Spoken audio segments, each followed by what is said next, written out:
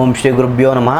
ನಮಸ್ಕಾರ ವೀಕ್ಷಕರೇ, ನಾನು ನಿಮ್ಮ ವಿಶ್ವನಾಥ್ ಶರ್ಮಾ ಮಾತಾಡ್ತಾ ಇರುವಂಥದ್ದು. ಇದೇ ಜುಲೈ 14ರಂದು ಮಣ್ಣೆತ್ತಿನ ಅಮಾವಾಸ್ಯೆ ಇದೆ. ಈ ಮಣ್ಣೆತ್ತಿನ ಅಮಾವಾಸ್ಯೆ ಆದ ನಂತರ ಆಷಾಢ ಮಾಸ ಪ್ರಾರಂಭ ಆಗ್ತಾ ಇದೆ. ಈ ಆಷಾಢ ಮಾಸದಲ್ಲಿ ಕನ್ಯಾ ರಾಶಿಯವರ ಸಂಪೂರ್ಣ ಭವಿಷ್ಯವನ್ನು ನಾನು ನಿಮಗೆ ತಿಳಿಸ್ಕೊಡ್ತಾ ಇದ್ದೇನೆ.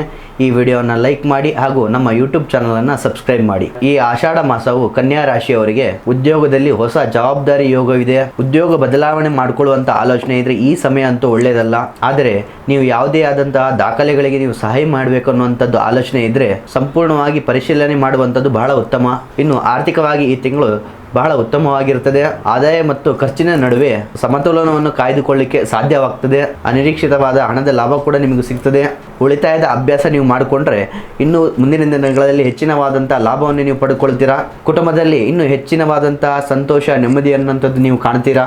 ದಾಂಪತ್ಯದಲ್ಲಿರುವಂತಹ ಭಿನ್ನಾಭಿಪ್ರಾಯಗಳು ದೂರವಾಗುವಂಥ ಸಾಧ್ಯತೆ ಇದೆ. ಮಕ್ಕಳಿಂದ ಸಂತೋಷವಾದಂತಹ ಸುದ್ದಿಯನ್ನು ನೀವು ಕೇಳ್ತೀರಾ. ಪ್ರೀತಿ ಸಂಬಂಧದಲ್ಲಿ ಪರಸ್ಪರ ಪ್ರೀತಿ ವಿಶ್ವಾಸ ಅನ್ನುವಂಥದ್ದು ತುಂಬ ಹೆಚ್ಚಾಗ್ತಾ ಹೋಗ್ತದೆ.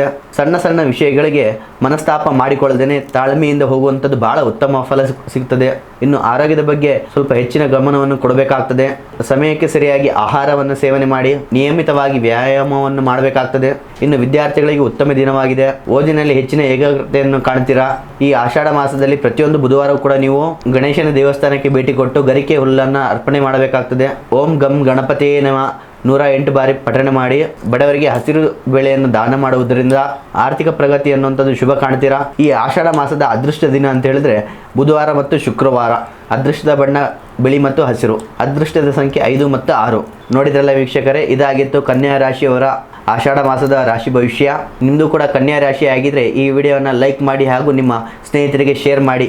ಹಾಗೆ ನಿಮ್ಮ ಜೀವನದ ಯಾವುದೇ ಒಂದು ಸಮಸ್ಯೆಗೂ ಕೂಡ ಸ್ಕ್ರೀನ್ನಲ್ಲಿ ಕಾಣ್ತಾ ಇರುವಂಥ ನಂಬರ್ಗೆ ಕರೆ ಮಾಡಿ. ಮುಂದಿನ ಒಂದು ವಿಡಿಯೋಸ್ಗಳಲ್ಲಿ ಸಿಗೋಣ. ಧನ್ಯವಾದಗಳು.